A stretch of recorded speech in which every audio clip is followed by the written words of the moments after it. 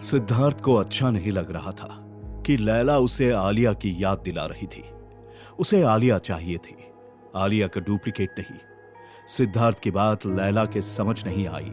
हालांकि लैला बहुत ही तेज दिमाग वाली लड़की थी। उसने सोचा, ये मुझे अपने आप को जनाब कहने से मना क्यों कर रहा है? दिमाग से शातिर होने के साथ साथ लैला की बात करने का अंदाज मजाकिया था। उसे सिद्धार्थ काफी भोला लग रहा था, इसीलिए बात बात पे वो सिद्धार्थ की खिल्ली भी उड़ा रही थी और उसको बेवकूफ बुला रही थी। सिद्धार्थ की टांग खींचने की कोशिश में अब लैला एकदम से चलते चलते रुक गई। लैला के इस तरह रुकने से अब सिद्धार्थ भी डर गया। सिद्धार्थ को लगा कि कहीं लैला सच में उसे गोद से उतार ना दे और उस टूटी हुई टांग के साथ चलने को ना बोल दे।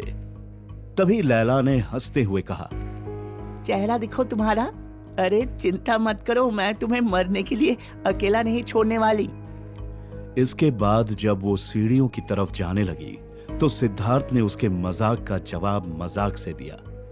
सुनो, हालांकि तुमको लगता है कि मुझे अपनी जिंदगी प्यारी नहीं है, लेकिन तुम सीढ़ियां जरा संभाल के उतरना। हाँ।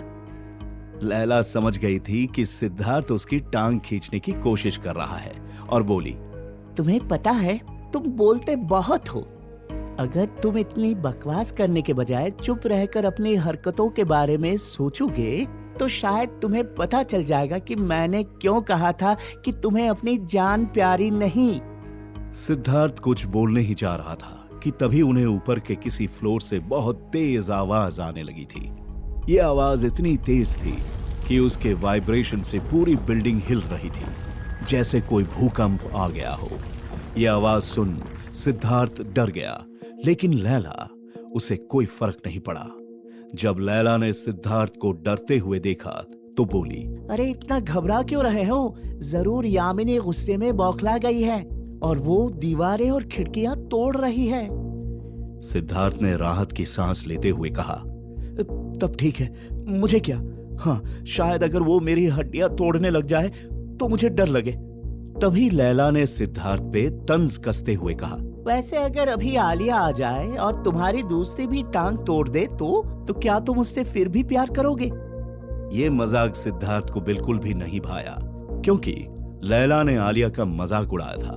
वो आलिया के खिलाफ कुछ नहीं सुन सकता था, चाहे आलिया उसके साथ कुछ भी कर ले। लेकिन उसके लिए उसके मन में जो लगाव था वो लैला शायद नहीं समझ सकती थी। वैसे भी क्या पता आलिया वाकई में अच्छी हो, क्या पता सिपाही बनने से पहले उसके साथ जुल्म हुआ हो, क्या पता वो क्यों इतनी क्रूर सिपाही बनी है।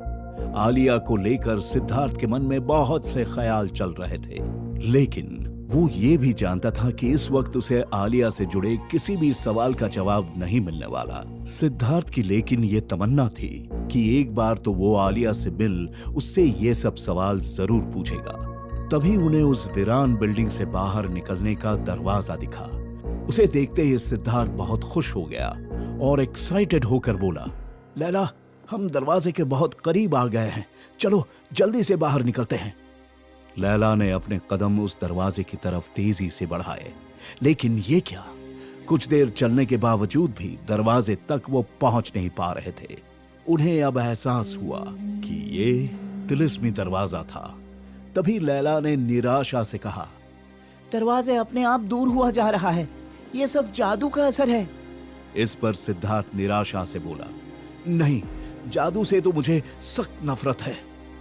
लैला ने भी थोड़ी मायूसी से कहा, मुझे भी जादू नहीं आता। जब मैं यहाँ आई थी तब मुझे भी लग रहा था कि ये एक मामूली सी बिल्डिंग है, लेकिन ये इन दोनों बहनों का गढ़ है। ये मामूली कैसे हो सकता है?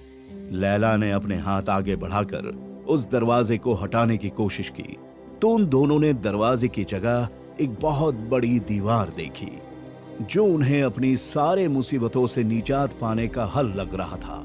वो अब उनके सामने एक दीवार बनकर खड़ी थी। लैला ने आगाह करते हुए सिद्धार्थ से कहा, मुझे लगता है इस तरह की कई और मायावी रुकावटें हमारे रास्ते में आएंगी, क्योंकि ये दोनों मदर वैम्पायर्स बहुत अक्लमंद हैं और बाहर निकलने का रास्ता इतना आसान नहीं रहेगा। फिर से एक बार लैला सिद्धार्थ से मजाक करते हुए कहती है, लगता है वो दोनों बहनें तुमसे बहुत प्यार करती हैं।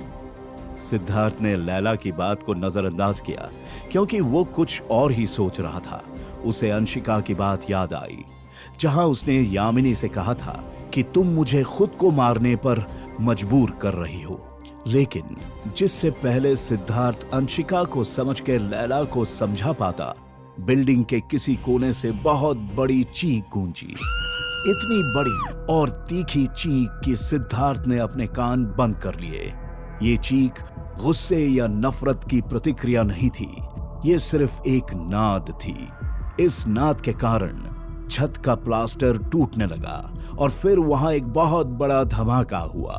धमाके के तुरंत बाद उन दोनों के सामने मिट्टी और सीमेंट का धुंध छा गया। सिद्धार्थ और लैला ने देखा कि आधी छत टूट चुकी थी और वहां पर ऊपर वाले फ्लोर का कचरा जमा हो गया था।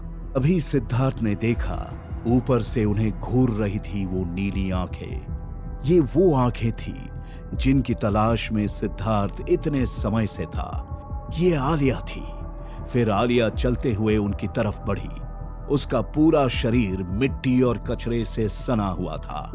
क्या ये नाद आलिया ने निकाली थी? सिद्धार्थ को तो यकीन ही नहीं हो रहा था कि वो ऐसा भी कुछ कर सकती है। पता नहीं उसकी किस्मत में आलिया के और कितने रूप देखने बाकी थे। आलिया की खूनखार आंखें देख सिद्धार्थ डर से पीछे होता जा रहा था। उसे समझ नहीं आ रहा था कि आलिया क्या सोच रही है, क्या चाह रही है। क्या वो उसे मारना चाह रही है या वो उसे पकड़कर वैम्पायर्स के पास ले जाना चाह रही है। सिद्धार्थ आलिया से बात करना चाहता था, उसे जाके समझाना चाहता था कि ये सब गलत है, वो ये ठीक नहीं कर रही है। लेकिन फिर सिद्धार्थ ने सोचा वो आलिया को पहले भी तो समझा चुका है, गलत और सही का फर्क बता चुका है। लेकिन फिर आलिया ने क्या किया? इसलिए उसने लैला को देखा और कहा, भागो भागो यहां से अभी। बिना कोई टाइम वेस्ट किए लैला ने उसे गोद में उठाया और भागने के लिए आगे बढ़ी। आलिया भी फुर्ती से उन लोगों की तरफ बढ़ी। आज बहुत दिनों बाद आलिया सिद्धार्थ के इतना करीब थी, लेकिन ऐसे डरते डराते हुए सिद्धार्थ को विधि के इस विधान पे यकीन नहीं हो रहा था। तभी सिद्धार्थ ने देखा कि आलिया सिद्धार्थ को देखकर अपनी तलवार उठा रही है। लेकिन इससे पहले कि वो तलवार उन्हें छू भी पाता, लैला फिर से फीनिक्स बन चुकी थी और सिद्धार्थ को लेकर हवा में उड़ गई थी। आलिया ने भी फुर्ती से उनकी तरफ अपनी तलवार फेंकी थी, लेकिन उसकी तलवार अब सीधे जमीन पर जा गिरी और एक जोर की आवाज के साथ गड़ गई। फिर शुरू हुआ पकड़म पकड़ाई और जिंदगी और मौत का खेल। लैला सिद्धार्थ को उड़ाकर जल्दी से दूसरे फ्लोर पर ले गई, लेकिन वो लोग जहां जहां जा रहे थे, आलिया भी उनका पीछा कर पल भर में वहां पहुंच रही थी। एक तरफ ये जान बचाने का सिलसिला चालू था, दूसरी तरफ यामिनी जोर जोर से चिल्ला रही थी, जिसकी वजह से बिल्डिंग के ऊपर के फ्लोर्स में भूकंप सा आ गया था।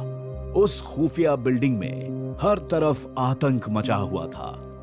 आलिया रुकने का नाम ही नहीं ले रही थी और वो भी फीनिक्स की तरह बिजली सी तेज थी। जब जब सिद्धार्थ और लैला को लग रहा था कि वो लोग आलिया से आगे निकल गए हैं, अगले ही पल उन्हें आलिया उनसे 2 कदम ही पीछे दिखती। उधर दूसरी तरफ ऊपर वाले फ्लोर पर यामिनी और अंशिका के बीच अब एक लड़ाई सी छिड़ गई थी।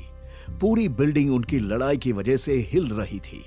लैला पूरी कोशिश कर रही थी सिद्धार्थ को आलिया से बचाने की और दीवारें और छत को एक एक कर फुर्ती से लांग रही थी। सिद्धार्थ सोच रहा था कि वो क्या करे, उसे भी तो कुछ करना ही पड़ेगा, लेकिन वो क्या ही कर सकता था। तभी उसके अंदर से आवाज आई, सिद्धार्थ आलिया से बात कर, उसको समझाने की कोशिश कर, तेरे पास और कोई रास्ता नहीं है। क्या सच में आलिया से बात करने का कुछ फायदा होगा? सिद्धार्थ ने सोचा। बात करने की नीयत से सिद्धार्थ ने मुड़कर देखा तो आलिया उनके बिल्कुल पीछे ही थी और बार बार हाथ आगे बढ़ाकर उसे लैला से खींचने की कोशिश कर रही थी। उसके हाथ में अभी भी वो पट्टी बंधी हुई थी जो सिद्धार्थ ने बांधी थी। सिद्धार्थ ने आखिरकार एक गहरी सांस ली और कहा, आलिया, मेरी बात सुनो। लेकिन उसके सिर्फ बोल देने भर से ही आलिया उसकी बात सुनने वाली नहीं थी। सिद्धार्थ ने फिर से कोशिश की, आलिया, अब बस करो, ये सब बंद करो। तुम्हें इन वैम्पायर्स के दिए हुए नशे से बाहर आना पड़ेगा। दूसरी तरफ लैला सिद्धार्थ के कान में एक पक्षी की आवाज में कुछ कहने की कोशिश कर रही थी। लैला के भाव से सिद्धार्थ ये समझ गया था कि लैला उससे क्या कहना चाह रही थी। वो बार बार सिद्धार्थ को मना कर रही थी कि उसे आलिया से बात करने की कोशिश नहीं करनी चाहिए। आलिया उसकी बात नहीं सुनेगी। लेकिन सिद्धार्थ ने लैला की बात अनसुनी कर दी, क्योंकि सिद्धार्थ को अभी भी आलिया से उम्मीद थी। उसने आलिया का दिल महसूस किया था, उसके जज्बात महसूस किए थे। उसने चिल्ला के एक बार फिर कहा, आलिया, मेरी बात सुनो, हमारा पीछा करना बंद करो। लेकिन फिर सिद्धार्थ को पकड़कर खींचने की आलिया की अगली कोशिश नाकाम नहीं रही। आलिया के हाथ सिद्धार्थ की शर्ट का एक कोना आ गया था। आलिया ने उस कोने को पकड़ के जोर से खींचा, जिससे उन दोनों को आखिरकार रुकना ही पड़ा। अब तीनों आमने सामने थे। आलिया के हाथ में तलवार चमक रही थी। तभी अचानक से सिद्धार्थ अपने आप को काबू में नहीं रख पाया और उसने वो किया जिसने उसे भी हैरत में डाल दिया। वो गुस्से में चिल्लाया, जाने दो मुझे। आज से पहले सिद्धार्थ ने इतनी जोर से कभी नहीं चीखा था।